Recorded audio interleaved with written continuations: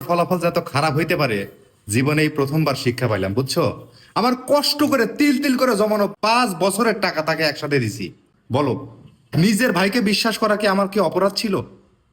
অপরাধ ছিল না, তবে আমি তোমাকে বলবো যে তুমি আলহামদুলিল্লাহ বলো। তোমার সাথে যে ঘটনাটা ঘটছে এটার জন্য আলহামদুলিল্লাহ বলো। তুমি কি পাগল নাকি মাথা নষ্ট? আমি আলহামদুলিল্লাহ বলবো মানে? আমার এতগুলো টাকা একসাথে নষ্ট হয়ে গেল, নিজের মায়ের পেটের ভাই আমার টাকাটা আত্মসাৎ করে ফেললো, আর তুমি বলতেছো আমি আলহামদুলিল্লাহ বলবো না?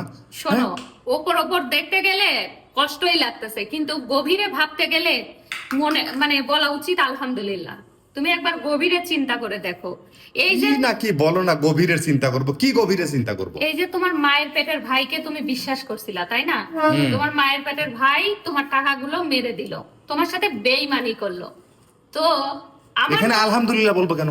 এখানে আলহামদুলিল্লাহ এই জন্য বলবা কারণ সে যে একজন বেঈমান এটা তুমি খুব দ্রুত চিনতে পারছো, ঠিক আছে?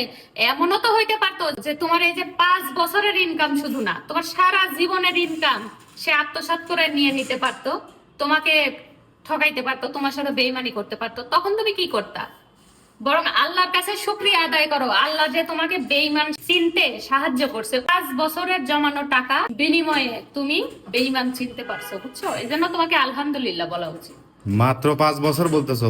পাঁচটা বছর ধরে তিল তিল করে জমানো টাকার যে কি কষ্ট সেটা একজন পুরুষ মানুষই জানে, বুঝছো? শোনো, শুধু পুরুষ মানুষ না, আমি তোমার স্ত্রী হিসাবে আমিও তো দেখছি তুমি টাকাটা কত কষ্ট করে ইনকাম করছো, কিভাবে সঞ্চয় করছো, সবই জানি। কিন্তু তোমার মায়ের পেটের ভাই, কোনোদিন কি চিন্তা করছিলা যে মায়ের পেটের ভাই তোমার সাথে এরকম বেইমানি করবে? আরে ওকে আমি এত মানে বাবার মতো বিশ্বাস করতাম, জানো? এই নিজের বড় ভাই কি কিন্তু বাবার সমতুল্য না?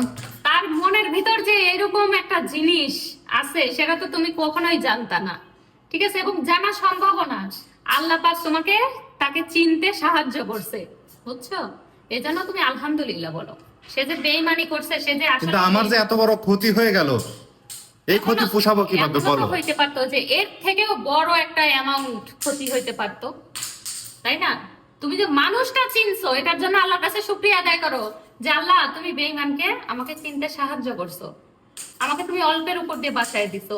আমরা অনেক সময় অনেককে বন্ধু মনে করে পেটের কথা বলি, নিজের জিনিস দিয়ে দেই, তাই না?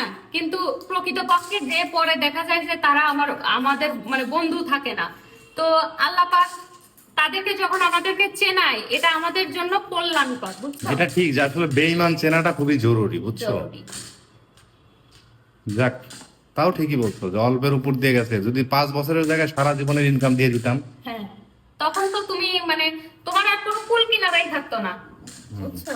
ঠিক আছে। এই জন্য আলহামদুলিল্লাহ বলো, আল্লাহর কাছে শুকরিয়া আদায় করো।